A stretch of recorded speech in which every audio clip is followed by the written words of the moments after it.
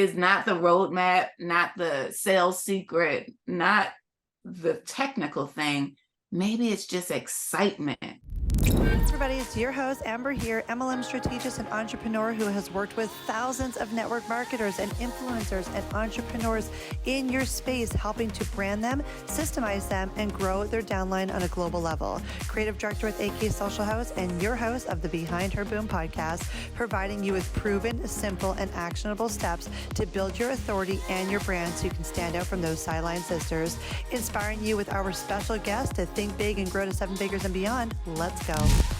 Hey everyone, this is your host Amber on Behind Her Boom podcast. I have a very special guest on here today. Her name is Lia Valencia. Looks like the queen sitting over there if you can see her.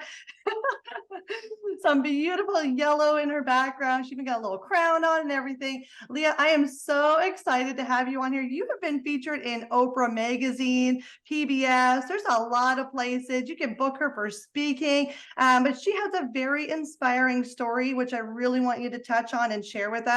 A lot of our guests and viewers on here, Lia, are in the network marketing space, but for the most part, they're women who are trying, to become an entrepreneur or trying to find that next version of themselves or level up in whether it's their business or their personal life. So inspiring them with others who have inspirational stories, who have gone from literally nothing to something. I just feel like it's creating a movement to just make other women feel like, yeah, no matter how low is the low or how bad it is, there's always light at the end of the tunnel and we can get there. So let's share away, share your story. Let us know, how in the heck did you get in this queen chair? Well, I'm honored, overjoyed, excited for you to see my light, have me on, and any hearts that are listening. I'm so grateful. First of all, network marketing is exciting. I always want to do more speaking and education to network marketers. So this is exciting because I feel it's a special intention to have as a network marketer. And then how do you break through when the numbers may not be looking well? And my intention is set into the energy that you're giving out into the world, and also this concept of light, which is what I share about my story. Because when you see me sit on this throne, this yellow throne, you're like, oh, she was born into that. That's just a natural thing, but it's actually quite the opposite. I was born into what I consider darkness, the most impoverished neighborhood of Philadelphia, Pennsylvania, to a single mother. My mother had 3 children, myself, my brother, my sister. I'm the youngest. And my mother was born into poverty because my grandmother was born into poverty. So it was this generational cycle. But what I really share is we went from poverty to destitute when my mother broke her leg in several places. And we lived in this neighborhood, drug transactions on every corner, trash filling the streets, violence everywhere. And it was this 1-basement apartment that was enough money that my mother could scrape up to afford for us to live. But we went from poverty to destitute when she could no longer afford it because of this accident that she had. So the day I remember specifically was her bringing my sister, my brother, and I back from school, and there's a padlock on the door.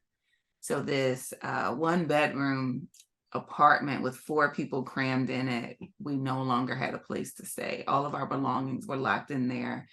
And there's now a mother standing there with 3 children and nowhere to take her children. And that was immediate darkness that sent us to a homeless shelter.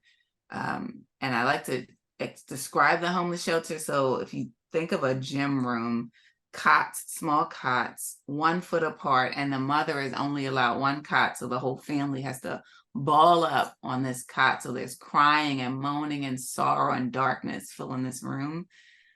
I paint that picture vividly because I feel that was the first seed of light that was planted in my life from my mother, because in the midst of this crying, my mother looks down at us, her 3 children, and she says, your predicament does not determine your destiny. And that's powerful, right? How old were you then? 3rd grade, about age 8. So you're old enough to know what's going on. You weren't a baby. Right. I'm old enough to know this is sorrow and scare, like fear. Yeah. What I thought was fear And I felt my mother's pain, but when she spoke those words, your predicament doesn't determine your destiny. What's interesting is I was still young enough to not quite understand the magnitude of that phrase that she poured into our lives, but it was a seed that was planted, I like to say, because now I'm 44 and I'm able to share that with you all listening. We stayed in the homeless shelter for several years, and I started to become my environment. I started to become negative. I failed every grade in school. If lunch was a grade, I failed it.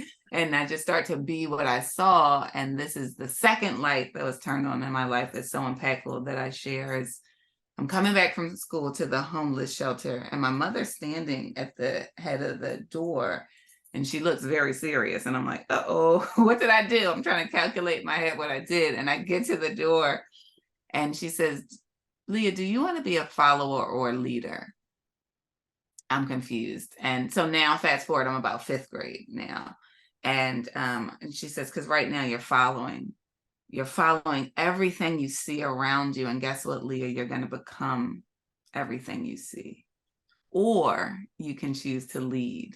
You can choose to lead your life. You can listen to the inner whisper inside of you. You can hear your destiny inside of you, and you can lead it all the way to your destiny. And then she left me with the power of choice. She didn't force anything on me. She said, okay, Lia, now you choose. And she walked away. And that was power, because now I was exposed. I never understood choice. I didn't even know it was a thing. I don't even know if I knew it was a word. I thought everything I saw, it was just that, right? When you're young, especially. And nowadays with social media, you kind of soak up your external environment and you alter into that. And this power of choice was light for me, because, oh, I don't have to do what I see. Like, because there was this thing in me that never felt good about being negative. But I didn't understand it, right? And so I would push it away. And so now permission is power for humans. And now she gave me this permission to listen to the inside of me and follow that and lead that to my destiny. So anyone that's listening, what's the whisper inside of you saying? That's where the power starts to lie. That is so powerful. And like, at what point do you think was your sort of turning point? That was sort of grade 5. Yeah. Where did your story lead that you got out of there? I'm going to say immediately. I remember the next day, and I black out tragedy, but I remember the next day going back to school and asking my teacher, how do I get better grades?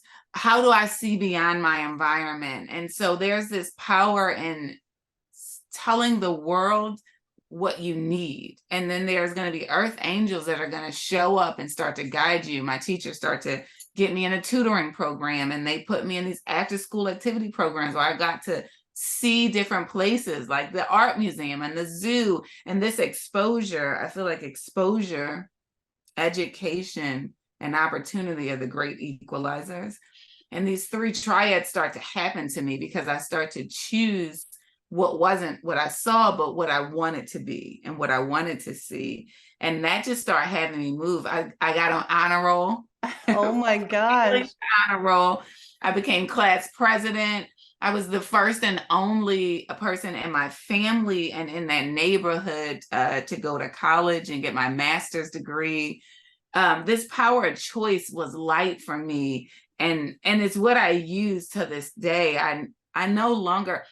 The external world for me is beautiful inspiration that's only aligned with my inside, my internal whisper. So I'm always listening to my internal whisper first, because I feel like that's a divinely guided download of what my destiny is. And then whenever I look outside of myself, it's only for confirmation and alignment of what my inside says to be true. That is incredible, because I truly believe in like the law of attraction, manifestation, and, all of those things. And I believe like you are who you become, like just by working through yourself. You're not just given this path. Like I was never given the path of an entrepreneur. My mom was a stay-at-home mom, and I always thought I want to be a stay-at-home mom too. Until I was one, I was like, I gotta get out of the house. Like, gotta do something. Exactly. And see Yeah. how cool that is. Like, that is the thing. Like, sometimes we think what we see and hear is for us, but we know it's true for us. And what happens is we get stuck because we don't see anything different, or we don't know how.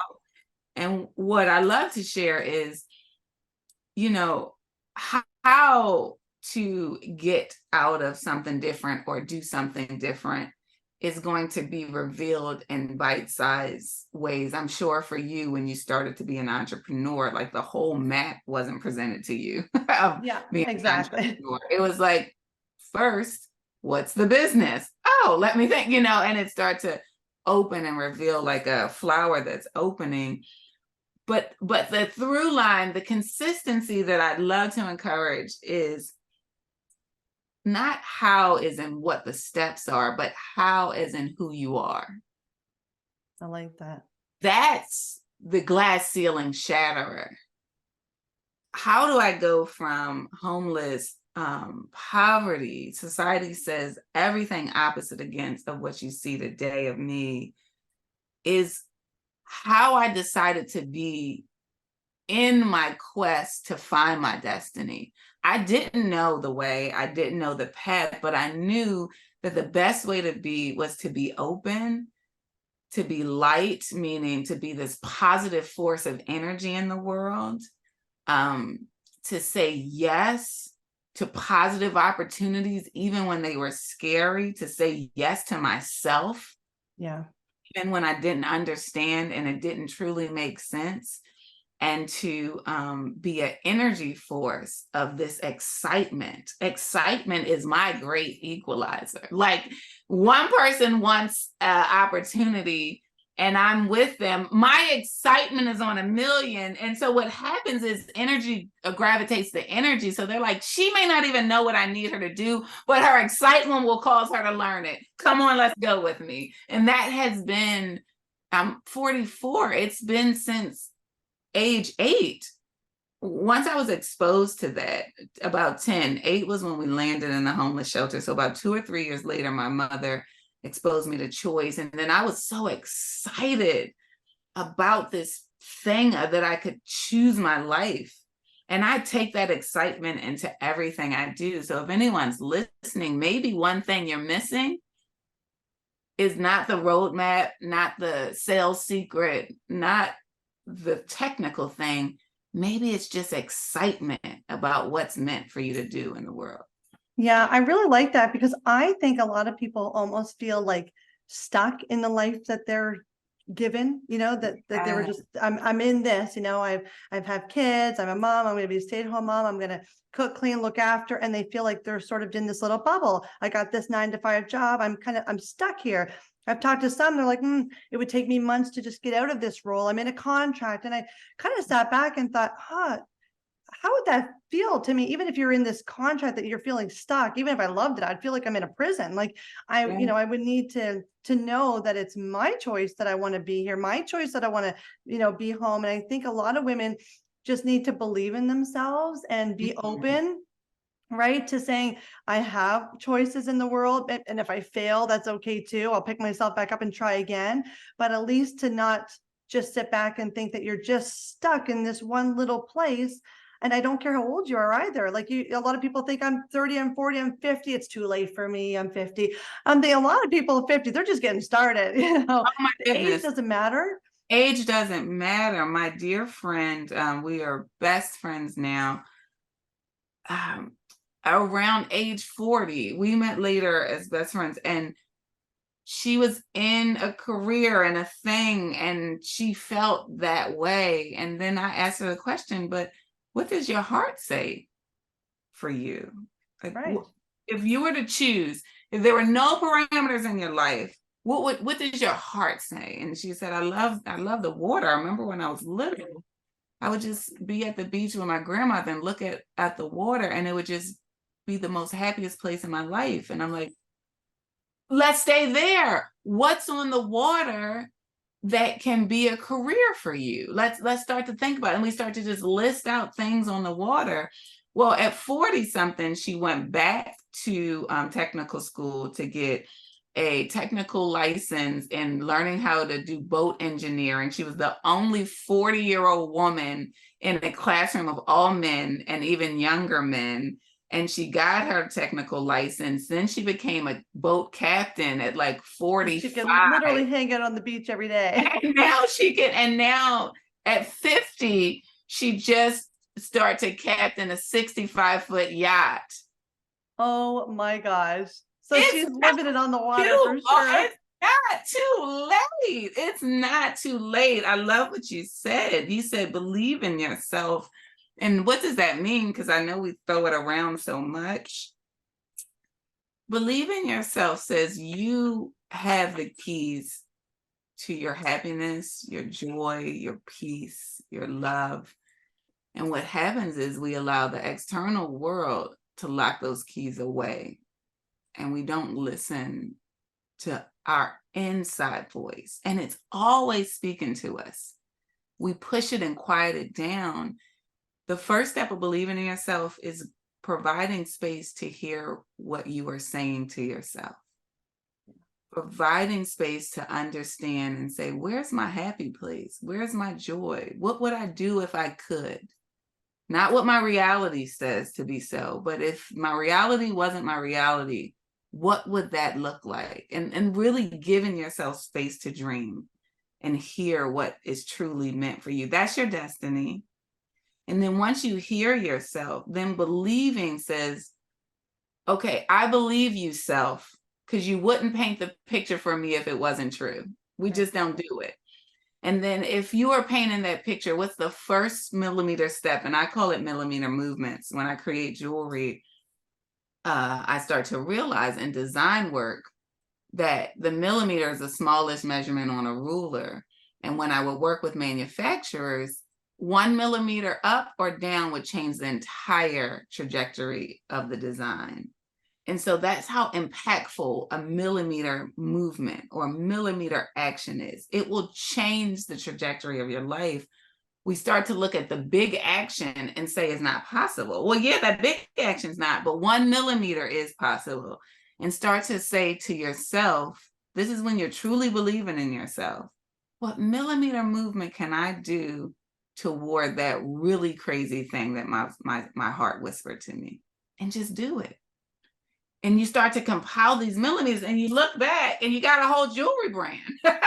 So tell me about this jewelry brand, Lia. My goodness. Oh my God, it's so wild. Like my story is the story because I can tell you from experience. I started to choose this life and my destiny, like my mother told me.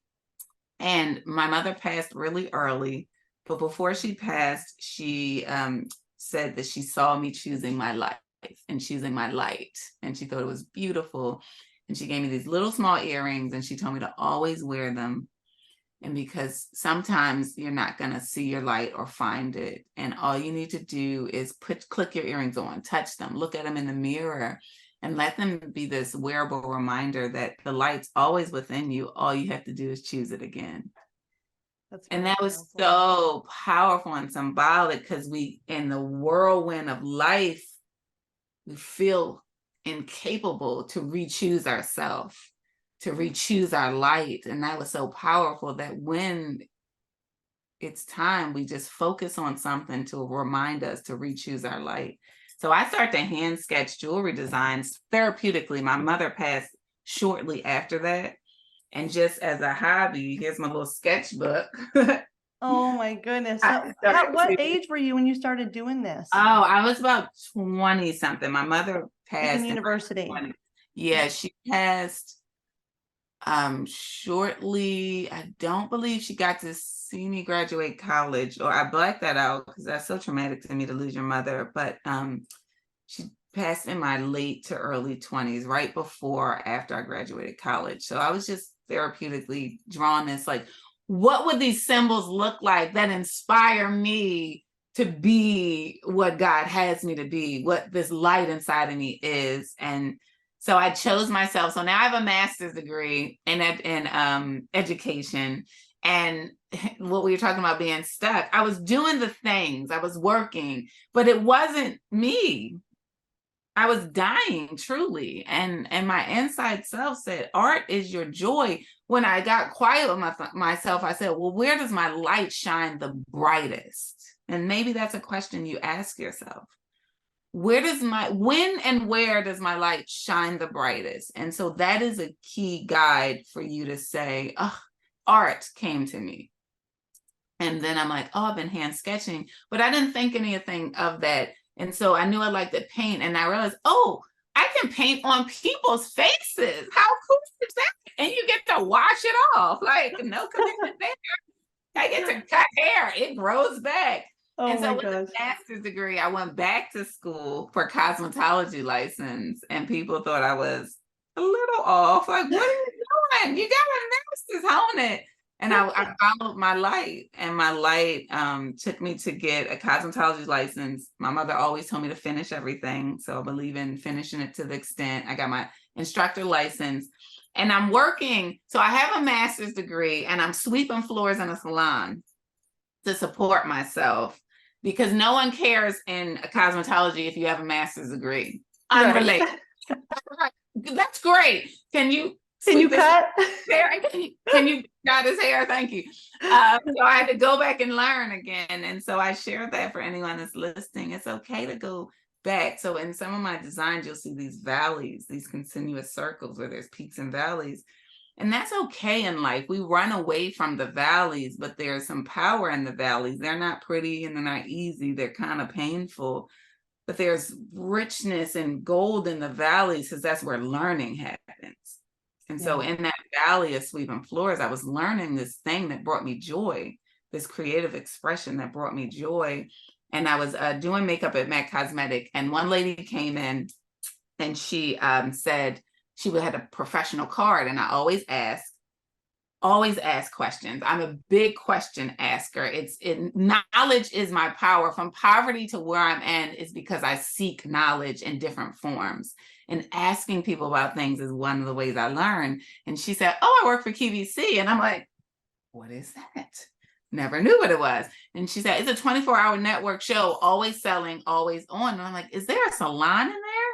And she said, absolutely, 24 hours, because I knew I didn't want to be a stylist in a salon. I just wanted to create, but I wanted to get paid to create, right? So I'm trying to figure this out. So she connected me, which is so sweet. The energy that you bring in the world is power, right? We met once. Absolutely. Yeah. To email, and I submitted it to be a salon stylist at QVC, and I was denied because I didn't have my license yet. So I targeted that. I'm a target person. No matter how the dream is, I'm very clear on the dream, and then I target it, and then I do whatever it takes in between to get to the goal. Right. So I targeted QVC, and it took me 5 years to get into QVC. I finally got my license. I applied many a times. They said I wasn't qualified. So I use this theory that I still use today. I share my dreams out to the world. I tell anyone that'll listen, if you smile twice, that means you're kind. And then that means you'll receive my dream. So anyone that smiled twice, I would tell them, I want to work for QVC. And most people will be like, okay, honey. Right. And so I shared this for 5 years, even though I'm getting denied, because I believed in it. Here, you see what we say about believing in yourself? Yeah. We bring it full circle. The world said this is not true to me. I kept getting denied. But I believe, my inner self said I was going to work there. So I was going to keep doing actions toward working at QVC. Yeah. So I'm bartending, and a gentleman smiled twice. He wanted me to serve him, but that was my silverometer. So I said, I want to work for QVC to him. And he said, wow. His name was Fred. He said, wow, my friend works for QVC, Stephanie Humphrey. Let me see. Here we go back to the energy that you are in the world. The energy that he felt from me connected his heart, because I feel people are aligned to your journey. Yeah, I agree. Yeah.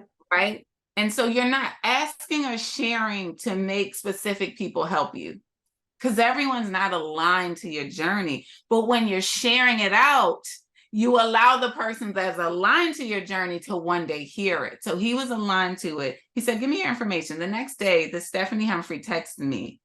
She has never personally met me. This is very important. The energy that he felt from me he transferred it to her. And she said, your energy was so powerful to my friend. He asked me to do whatever I could to help you. She said, here's the information of the salon manager. Here's their contact number, their email address, and you can use me as a reference. And see, that happens. People who don't believe in the power, it blows my freaking mind. All of it. I've manifested so many things in my life that it would just like, throw people to the moon. I mean, just the fact of going from Canada to America, just that alone. Some people are like, nah, that's not easy to do. I mean, it's not easy. Yeah, there's so many, different factors and ways of even, growing our business, going to that next level. I used to think that money was the driver. I'll set myself a financial goal for this month and get, if I get there, I'm happy. I get everything I want. And then I realized I would surpass that, and I would surpass it again. I quickly realized money wasn't the driver. It wasn't the financial goal. It was how many lives can it impact along the way. And now I always tell my kids, I'm like, the more people that you help, the more money you make. And they've got this whole, like, how many people you help and how much money you're making. And I just want them to be in a line with, you don't just bring in money just for yourself. So I'm trying to teach my kids, like, we're bringing this much money, but we have this many staff. And he's like, wait, we're paying out all this money to this person? I was like, yeah, this is the power of what the money can do for you. Now this person has a job, this person's, has a new apartment, this person got a new car. And that's because that's what mommy's doing. And he's just like, kind of like, why wouldn't you keep it for yourself? Right. But it's teaching them that power of what to do with money. And then my husband comes from Syria. Like, he wasn't born there, he was born in the United Arab Emirates, but he has so much family in Syria, and his dad put all his retirement money into building their retirement home in Damascus. And then it got completely wiped out by rebels. So we watched, like, his dad, who was an accountant, worked 2 jobs for, 40 plus years, put every penny into the building this beautiful home for all of us to retire. And all we got is pictures and videos of walking through it, and then pictures and videos of it, basically it's rocked to the ground. So, that's always like a push of, what can we do there? Rebuild the house? Well, he's happy, he's content. They're almost 70. But now my husband's like, I want something bigger. Think of all the displacement of all those people in Syria. So we're working towards building a foundation for the women and children in Syria, that they have a place to go, really against trafficking and all those things. But to me, it's building something. So I like to be able to give back, but I have a hard time giving to, like, a foundation, and I don't see anything tangible. I'm like, here's my money. Where is it actually going? And I know it goes to good places, but, like, I need to, like, see something. It's kind of why I like investing in real estate, because it's there. Even if it goes up or down, it's always like something there. So if we build this foundation, now, as we bring in new clients and they, get services, or we sell systems, so websites and branding and things like that, proceeds of that will go to this foundation. And now I have this big vision of seeing my kids when they're 14, 15, 16. It's like, they have this foundation, it's in their name. And when they're raising money and doing things through school, it'll be to support that. And I want it to just always be that. I don't care how much money you make, never forget, this is where you came from, and this is what you're going to help and what you're going to grow and impact. And then, I just see so many things evolving from that to teach them a way, because I feel like so many people can get kind of, and we're in Orange County in California. So I also feel like you can be in this bubble of, like, you just keep wanting more and more and more, and then you end up with these little spoiled, rotten kids. And I don't want that.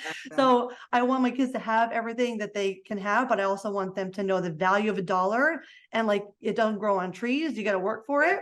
So we're so aligned with that. Oh my gosh, I love my concept is, we're blessed to be a blessing. And I'm similar to you. My business, Valencia Key, truly is created to be a vessel to bless others. One, to be visual, wearable reminders that help unlock all of the light inside of you, the person that can physically afford to wear these pieces. But every piece of something goes back to help. I go to homeless shelters and speak to women about, how do we unlock? What is the roadmap to unlocking light in your life? Because it's possible, because I did it. And then my father's from Africa. I love hearing that story about you and your children. And he would tell me, when I was in the homeless shelter, he had issues, but he would tell me how challenging it was in Africa, in the villages of Africa.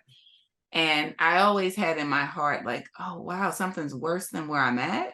Like I couldn't even imagine it. So 2 years ago, I started a program where I partner with women in the villages of Ghana. And because there's no work opportunities in the villages. Yeah. It is very rough to even break out of that systematic system that's there. So they create hand beaded bags. I design the bags and they hand bead these bags. Oh my God, they're All beautiful. So, and they're so good and they're so pretty.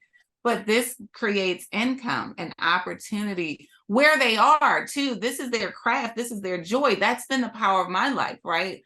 How do I live financially in my joy zone? And so I wanted to bring income and opportunity to women and families in something that they already do. And so I work with them and I promised them. Incredible, Lia. I made a big promise. I'm like, how do I promise this? I don't even know if I can keep it up, but I know God knows. I'm like, I promise you, I'll keep bringing orders to you. You'll find the path. So we'll find the path. So I just pray people continue to order, but it's helping families, women feed their kids and also give their children education. So then one day they will be able to get out the villages and go to places that they can only dream of. So that same concept is true. It's the energy that you are that is bigger than your dream. Your dream is really encompassed about the power of being an impact on others.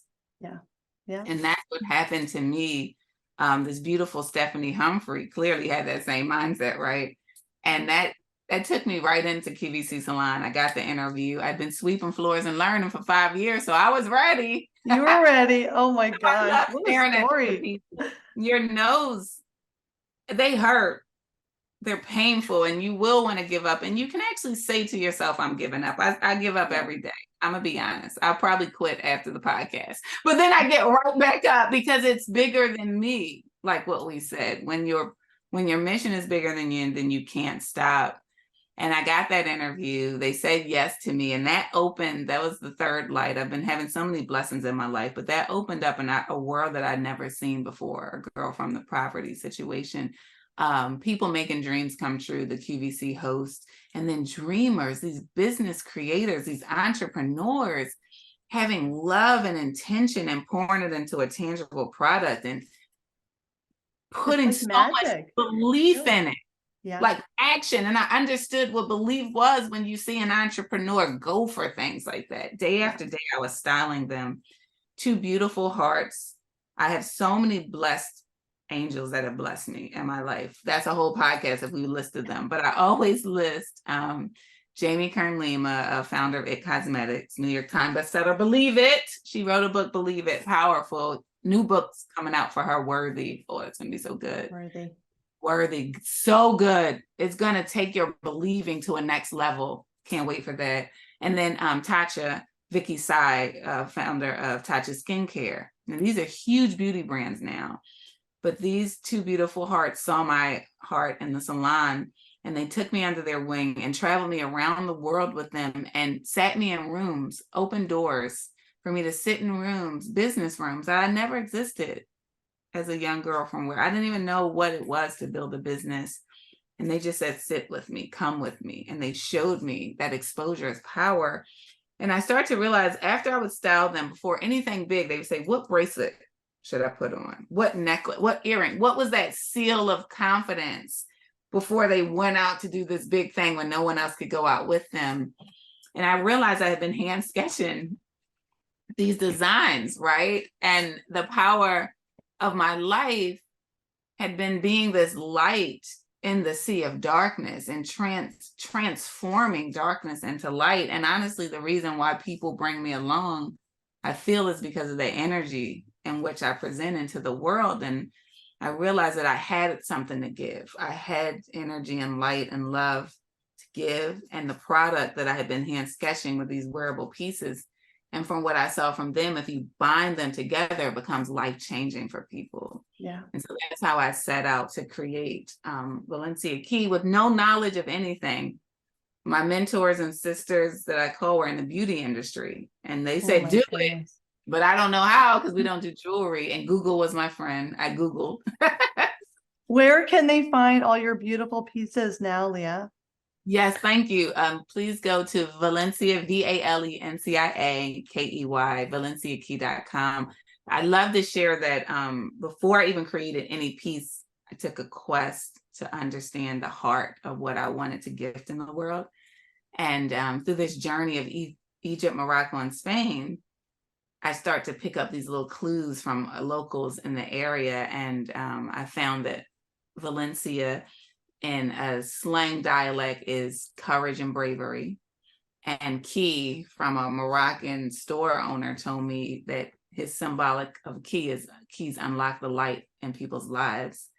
And so when you think of Valencia Key, it is a symbolic light that reminds you to consistently unlock your light, your courage, your bravery, your joy, and that anything that you have of Valencia Key is symbolic that whatever is whispered in your heart is possible for you. This is absolutely beautiful. I totally feel your energy. I feel like I could just chat with you all day. Thanks, Like, give me more. I feel the same.